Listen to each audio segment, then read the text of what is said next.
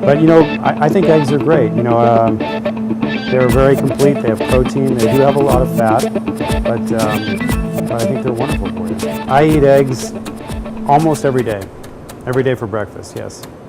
Take this bowl. I'm going to crack some eggs right in it. Now, just as a quick demonstration, I'm just going to show you how to separate eggs easily at home. Just do 1, 2, 3, boom, and cut off the little last bit of egg white, and there you go. Now I'm going to put these all together because I'm making scrambled eggs. But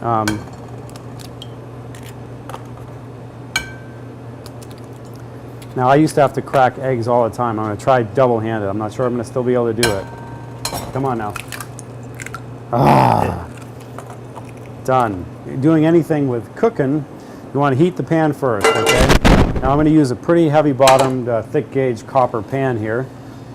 Copper is the absolute best for distributing heat, and it is my favorite. Just break all the egg yolks, and it's sort of a motion like this.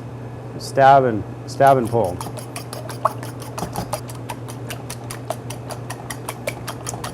And there you go. Now that's not fully mixed yet, but one of the things that they love in France is a little bit of cream. So the first things first, that pan should be good and hot right now. You always want to get your pan hot first. This way you're not, basically you want to, you don't want to burn the butter. See, I'm going to use butter in this because I'm doing the French technique. So you don't want to have it come up to temperature early. You want to actually have the pan fairly hot, not too hot so it sears it, and you move very quickly. I'm going to use a nice knob of butter like this. And you can see it's bubbling, but it's not burning. It's very important. Bubble, but not burn. You see that bubble? That's perfect. Now I'm going to put my shallots in here.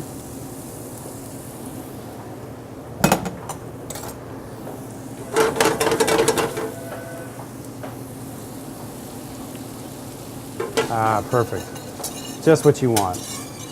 Just like a bubble bath. Now those are just going to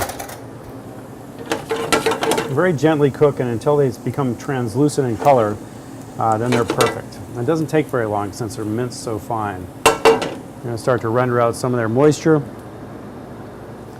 Then we come in with our eggs. And I like using a fork with eggs just because I guess I'm used to it. You can see the motion I'm doing right now, just kind of just drawing a circle. And this should be ready to go.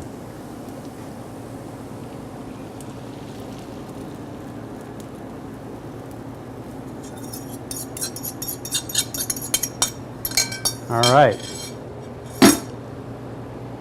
Now, in that Frenchy land, you would, scrambling eggs, they're truly scrambled. So you don't want any browning. You keep them moving, but you're going to use a whisk because you want them really broken apart, broken down. Turn down the heat a little bit because I don't want them to get too aggressive.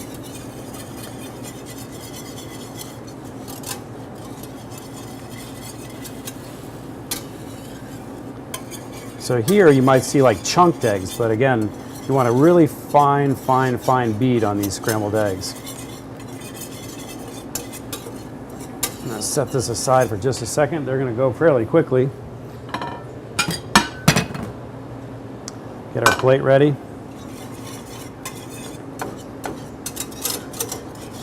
And also the French like them a little bit moist. What I would say is, in our terms in this country, they would be a little bit undercooked. Still a little bit of moisture.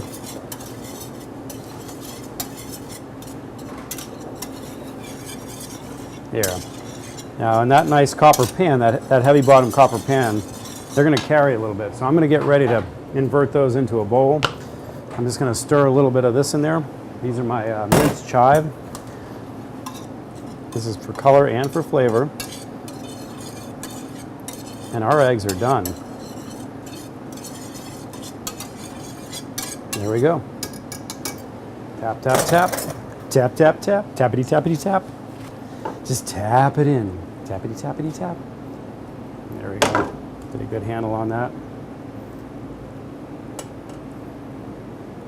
Typically, what you'd see again is a little bit of white pepper, which is very common in very finely scrambled eggs, and white pepper has a little bit of a sharper, more intense flavor. It's not as robust and earthy as black pepper, and so you have to be very, very careful with it, but it does add a nice complement to the chives and the cream and the eggs. So a little white pepper and salt is what I would use.